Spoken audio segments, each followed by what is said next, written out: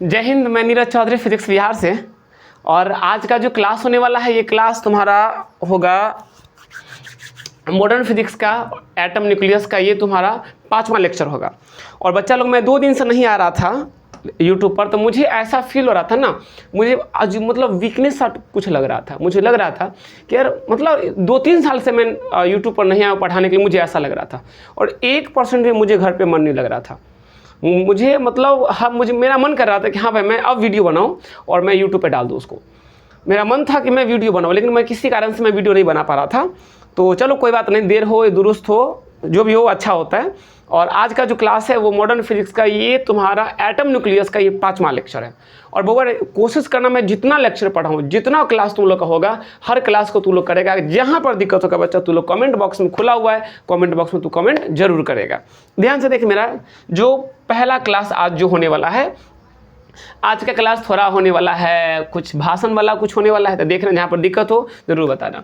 देख, पहला तुम्हारा टॉपिक बच्चा आ गया कौन सा, तो उत्तेजन विभव। नहीं दिखेगा तो जरूर कमेंट बॉक्स में कमेंट बताएगा। पहला तुम्हारा बच्चा आ गया उत्तेजन विभव आ गया। अब देख, उत्तेजन विभव क्या होता है इसके बारे में देखना। कह रहा है कि वह न्यूनतम त्वरक विभव, वह न्यूनतम त्वरक विभव जिस पर कोई इलेक्ट्रॉन किसी परमाणु से टकराकर उसे उत्तेजित कर देता है, ऐसे त्वरक विभव को क्या बोलता है लोग, उत्तेजक विभव बोला जाता है। यानी कि वह एक न्यूनतम विभव होता है जिस पर क्या होता है, कोई इलेक्ट्रॉन किसी परमाणु से टकराकर उसे एग्रेसिव कर देता है, उसे उत्तेजित कर देता है। तो उस न्यूनतम विभव को लोग बच्चा क्या बोलता है, उत्तेजक विभव कहा जाता है। बात समझ रहे हो? ठीक है। अब आगे देखो, हाइड्रोजन, वो उदाहरण दिया हुआ है, उदाहरण दिया हुआ है। उदाहरण में बच्चा देख क्या दिया हुआ है वो देखना।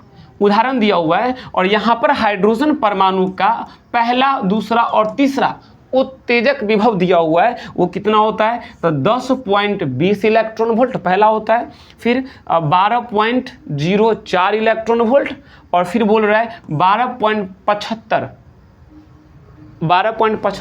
अब बच्चा ये तुम्हारा वोल्ट लिखा हुआ है, 12.75 वोल्ट हो गया। ये कुछ हाइड्रोजन, ये हाइड्रोजन परमाणु के पहला का, दूसरा का और तीसरा उत्तेजन विभव तुम्हारा यहाँ पर दिया हुआ है। अब आगे बोरे आजा, अगला टॉपिक कथी तो रहा है, ये तुम्हारा दिया हुआ है, ये दिया हुआ है, पता है क्या दिया हुआ है, ये तुम्हारा दिया हुआ है आयन विभव दिया हुआ है ना, आयन विभव। अब देखिए आयन विभव क्या होता है, तो कह रहा है कि वह न्यूनतम विभव, वह न्यूनतम त्वरक विभव जिस पर कोई इलेक्ट्रॉन किसी परमाणु से टकराकर उसे आयनित कर देता है, तो ऐसे न्यूनतम त्वरक विभव को आयन विभव कहा जाता है। मतलब देखना, डिफिनेशन में कुछ खास चीज नहीं रखा हुआ है। कह रहा है वह न्यूनतम त्वरक विभव जिस पर कोई इलेक्ट्रॉन किसी परमाणु से टकराकर उसे कथी करता है, आयनित कर देता है। इसमें क्या किया था, उत्तेजित कर दिया था, और बच्चा यहाँ क्या कर रहा है, तो उसको आयनित कर रहा है। तो उस न्यूनतम विभव को लोग क्या बोलता है बच्चा, तो आयनन विभव बोला जाता है। ठीक है, आयनन विभव तुम्हारा हो गया। अब कह रहा है कि यह हाइड्रोजन परमाणु के लिए 13.6 तथा पारे के लिए 10.4 वोल्ट का होता है। अगला देखिए हुआ है कि विविक्त ऊर्जा स्तर। अब ये विविक्त ऊर्जा स्तर क्या होता है वो देखना। विविक्त ऊर्जा स्तर देखना है क्या होता है। पहले बच्चा इसका स्क्रीनशॉट ले ले, इसका बच्चा तू लोग स्क्रीनशॉट ले, ये भी है, ये भी, इसका स्क्रीनशॉट ले। चल आगे आते हैं। अगला देखो बच्चा, अगला क्या बोल रहा है। अगला तुम्हारा कह रहा है कि वो जो था ना, अति विविक्त ऊर्जा स्तर जो था, तो कह रहा है कि वे ऊर्जा स्तर जिनकी ऊर्जाएं सुनिश्चित होती है, वे ऊर्जा स्तर जिनकी ऊर्जाएं सुनिश्चित होती है, तो उसे लोग क्या बोलता है, विविक्त ऊर्जा स्तर बोला जाता है। ठीक है, जैसे माना कोई परमाणु उत्तेजित अवस्था में है, तो उसका nवें कक्षा का या nवें ऊर्जा स्तर की इलेक्ट्रॉन की जो ऊर्जा होती है, अब मैं तुझे बच्चा हर कक्षा का ऊर्जा स्तर मैं तुझे बता चुका हूं। तो nवें कक्षा का इलेक्ट्रॉन का ऊर्जा स्तर कितना होगा, -13। याद करना कि En बड़ा मैं बताया था -13.6 Z/n का होल स्क्वायर, यहाँ लिखा दिया था इलेक्ट्रॉन वोल्ट में लिखा दिया था। nवें कक्षा का ये तुम्हारा ऊर्जा का स्तर होता है। तो कह रहा है ये क्या हो गया, कैंसिल, काट दो। ठीक है। तो ये ऊर्जा स्तर होता है nवें कक्षा का, है ना। तो यहाँ कह रहा है कि बोला भाई माना कि कोई परमाणु उत्तेजित अवस्था में है तो उसके nवें ऊर्जा स्तर में इलेक्ट्रॉन की ऊर्जा, तो बच्चा ये जो दिया हो ना इलेक्ट्रॉन का ऊर्जा, ये किसके लिए, तो ये हाइड्रोजन परमाणु के लिए, जहाँ पे Z का वैल्यू कितना होता है, 1 होता है, लिखा हुआ भी है कि En बराबर कितना होता है, तो इतना होता है।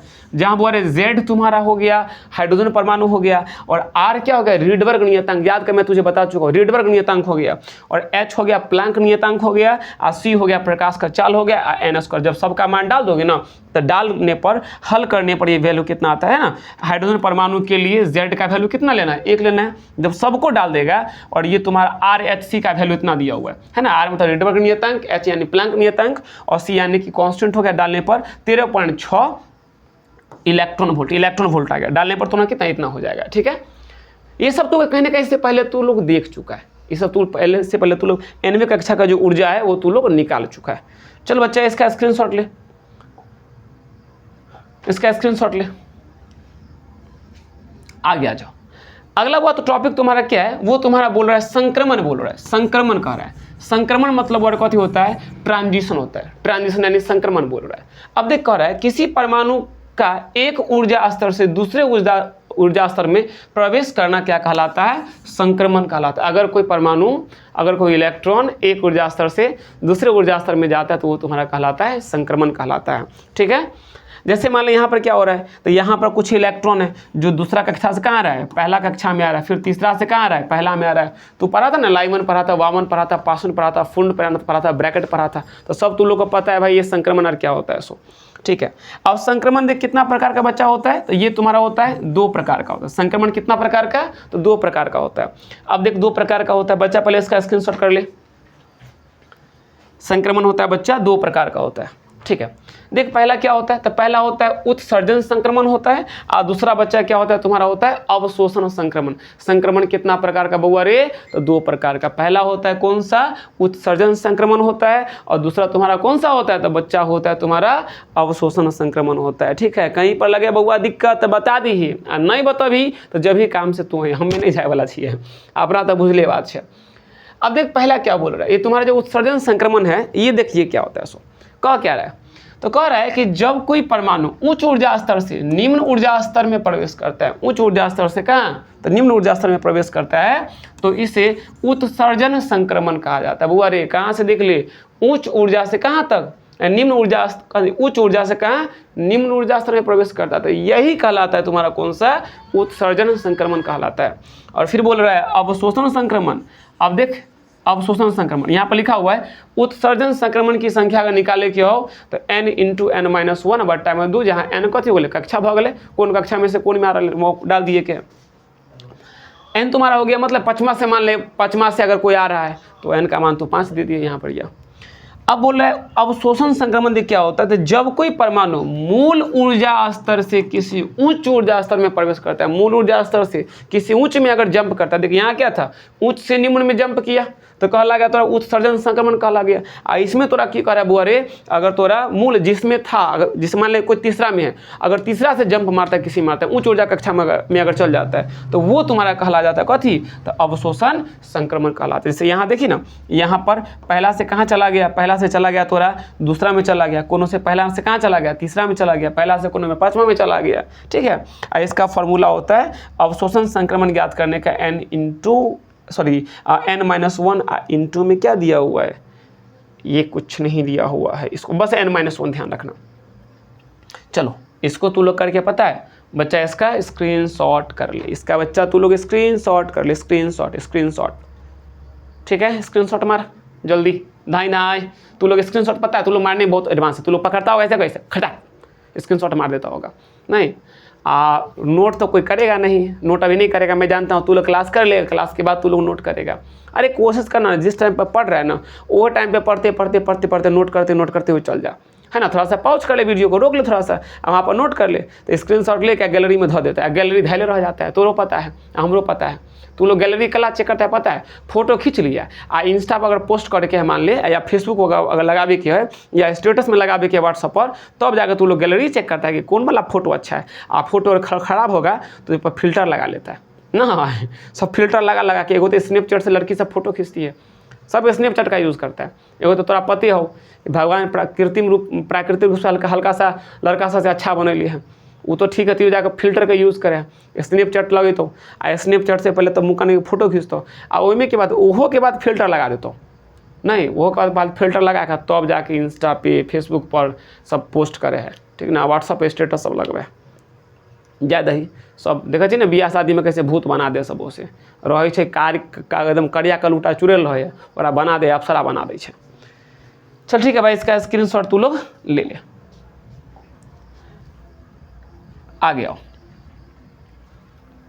अगला बच्चा अगला देख क्या बोल रहा है, यहाँ कर रहा है उत्सर्जन तथा अवशोषण संक्रमणों में तरंग दैर्घ्य का निर्धारण कर रहा है। तरंग दैर्घ्य का देख निर्धारण कैसे करते हैं सो, तो यहाँ पर क्या हो रहा है, एगो में उत्सर्जन हो रहा है। उत्सर्जन कब होता है, तो जब N2 से N1 में आता है तो उत्सर्जन होता है। अवशोषण कब होता है बच्चा, तो जब तुम्हारा N1 से कोई इलेक्ट्रॉन N2 में जाता है तो वो तुम्हारा वहाँ पर अवशोषण होता है। बात समझ रहा है, उत्सर्जन कब होगा और अवशोषण कब होगा सो, ठीक है। यहाँ पर देख En मतलब nवें कक्षा में जो ऊर्जा जो होता है वो तुम्हारा माइनस में Z² RH बट्टा में क्या होता है, तो N का स्क्वायर होता है, ठीक है। चलो इकरा बच्चा तू लोग स्क्रीनशॉट मारते चल जाना, ठीक है, और छापते हुए चल जाना। कहीं पर दिक्कत उक्कत होगा बच्चा तो बोलेगा, अभी छाप ले तू लोग।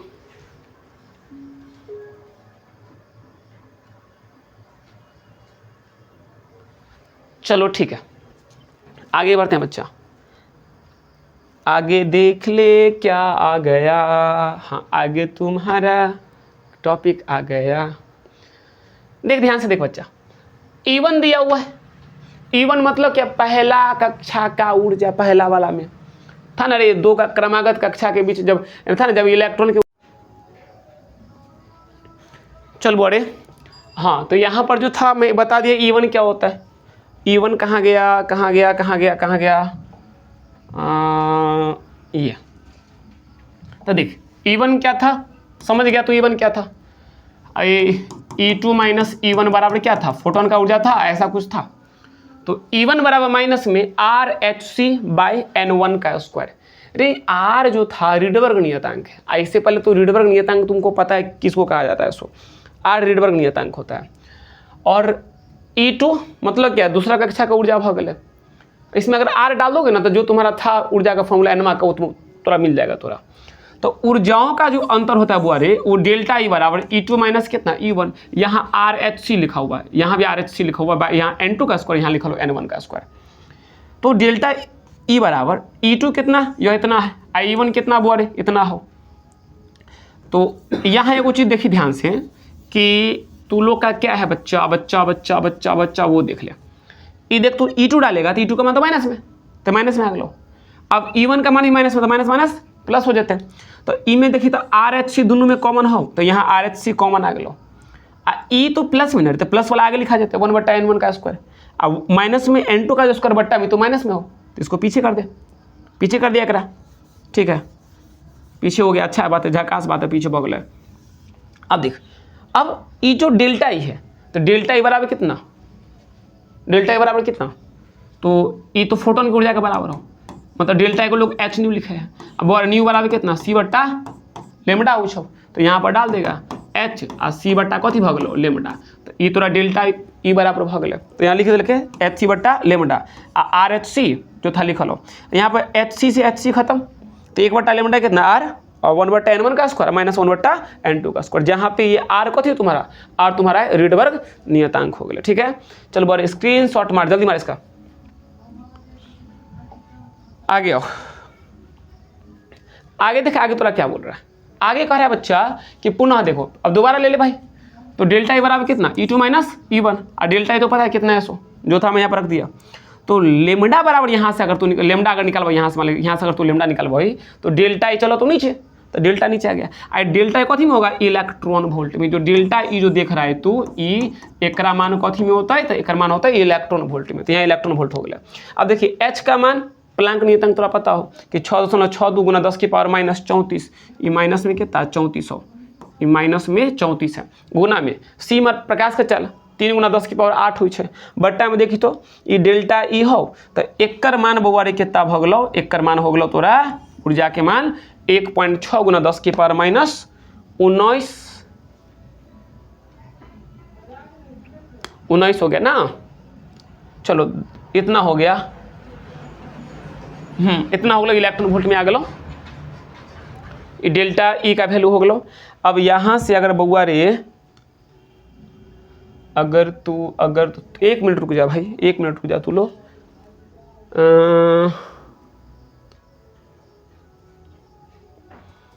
डेल्टा ई हो गलो यहाँ पर हो गए ना रे, मतलब सब के मान यहाँ पर धो दिल्क, धरे के बाद जो ना गुना भाग क के जब निकाल कहो तो वैल्यू कितना लेमडा का तोरा वैल्यू आ गया तोरा कितना 12,375 बटा डेल्टा ई, और यहाँ पे आ गया एंगस्ट्रॉम आ गया। ठीक है, चल एक बार तू लोग स्क्रीनशॉट मार ला, जल्दी स्क्रीनशॉट मार ले।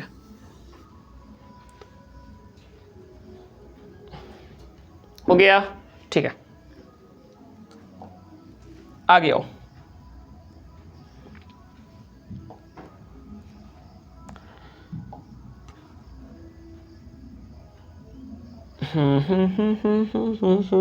अब देख अगला टॉपिक क्या है, अगला टॉपिक बोल रहा है, अगला थोड़ा लेजर आ गया। लेजर क्या होता है?